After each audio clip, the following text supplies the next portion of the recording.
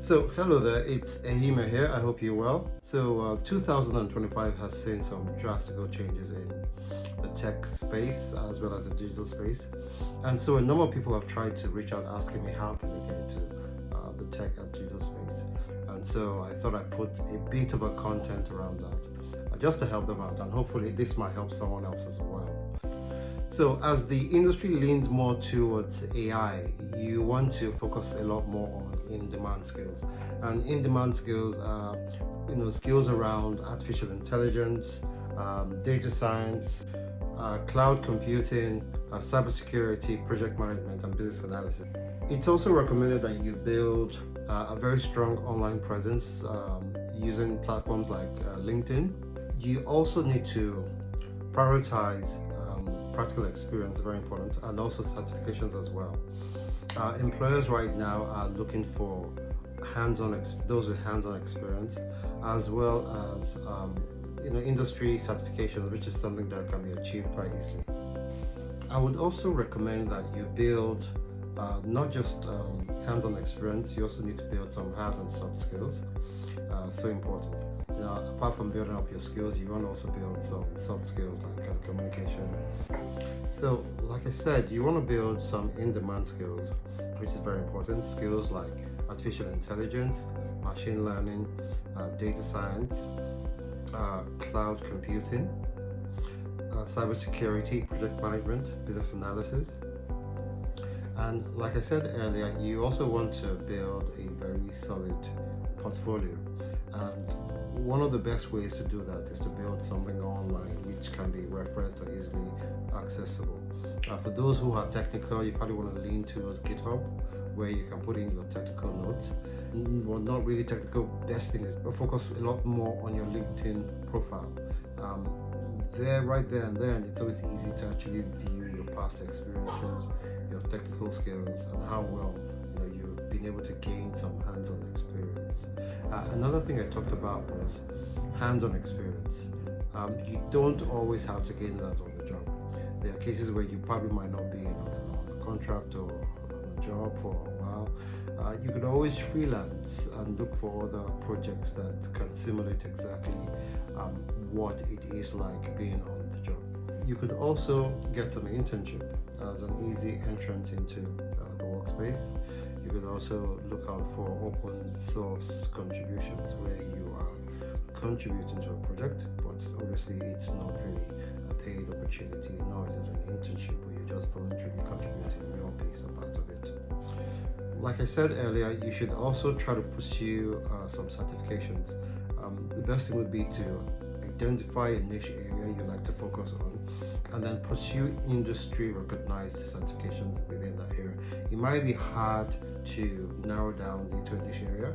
Some people love to be generalists, and some people, it's always recommended that you also find a niche to focus down on. But for some people, they're probably best as generalists, but the best thing is to identify an area you can narrow down and become a niche in, and then identify certifications that suits that niche, and then you try to achieve it as much as you can. Another thing I mentioned earlier was to develop soft skills. Soft skills are just around the space of communication, team working, problem solving. All of this contributes to making you a well-rounded individual that can work on a project and also with people. It's so important that you are able to build on your soft skills. Very important. Another important thing to note is the need to network and connect.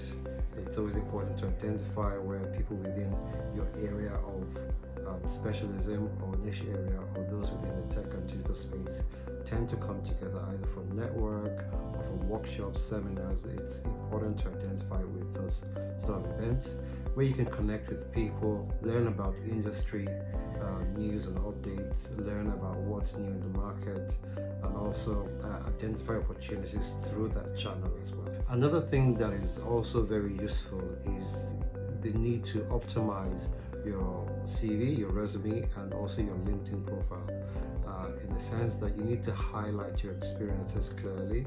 Also try to use keywords that are associated with your skill sets, skills that are associated with the areas that you have gained experience in.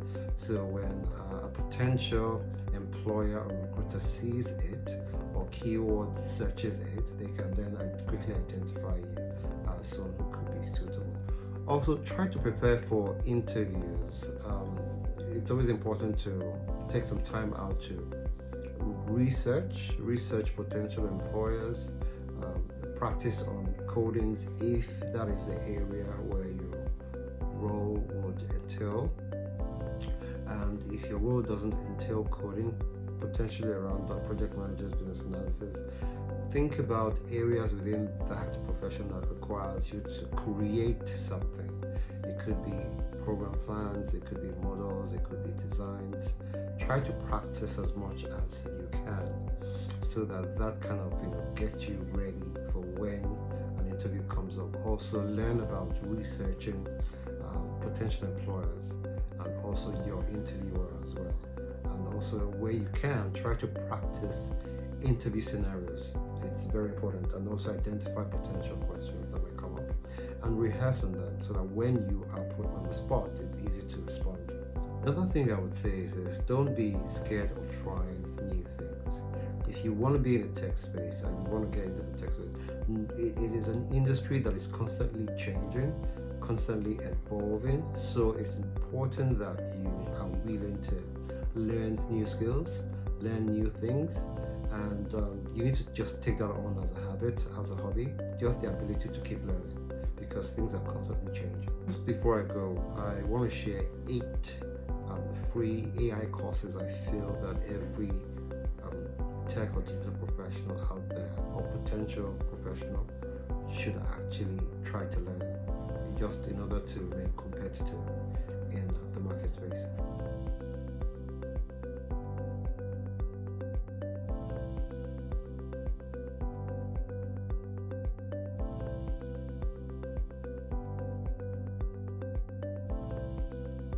So I think with all this provided, I think on the basic, you should give you some sort of a stepping stone towards, identifying some pathway and ability to, achieve some sort of opening within the tech and digital space. So I hope you found this quite useful. Let me know if you did, and also feel free to comment and share. It's Ahima here. Thank you. Bye.